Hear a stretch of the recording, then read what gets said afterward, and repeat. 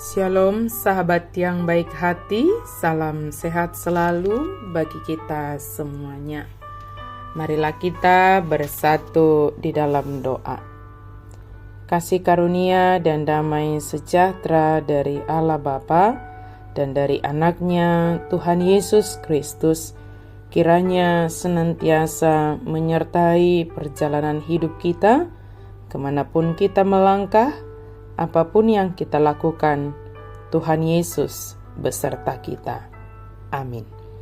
Firman Tuhan bagi kita pada hari ini tertulis dalam Roma 12 ayat 12. Bersukacitalah dalam pengharapan, sabarlah dalam kesesakan, dan bertekunlah dalam doa. Marlas niro hama-hamu makirim, marbenget niro hama dihapur suhon, jugulhon hamuma tangian. Bersukacitalah, sabarlah, dan bertekunlah. Sahabat yang baik hati, jika kita membaca kitab Roma pasal 12 ayat 9 sampai 21, ini berbicara tentang nasihat untuk hidup dalam kasih.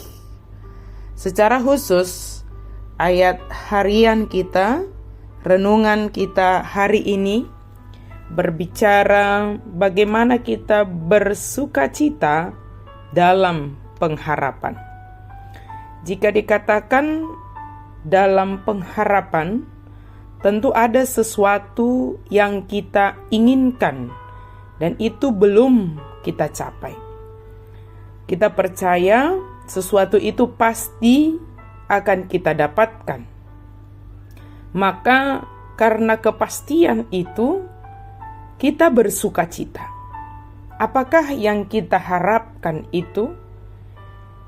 Contoh besarnya adalah kehidupan yang kekal.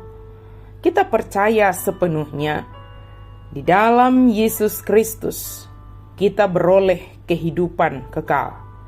Kita telah diselamatkan, kita telah dibebaskan, kita telah diampuni.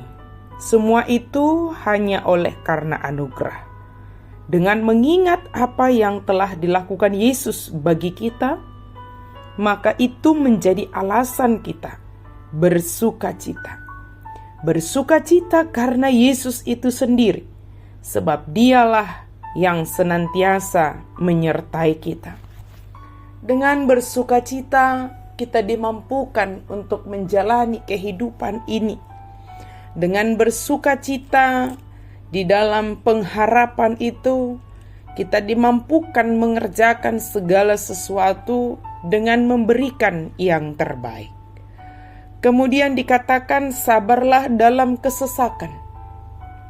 Tentu ada hal-hal yang membuat kita merasa sesak, merasa pergumulan itu sangat berat.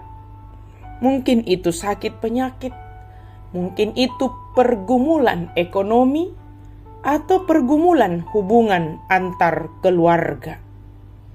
Bagaimana kita sabar dalam menghadapi semua yang membuat kita merasa sesak itu? Tanpa harus membesar-besarkan masalah, tetapi mencari solusi dari masalah itu. Jika kita mengalami sakit penyakit, sabarlah dalam berpengharapan kepada Tuhan dengan meminta kesembuhan dari Tuhan. Walau sakit itu ada di dalam tubuh jasmani kita, kesabaran dan sukacita menopang kita untuk menjalaninya.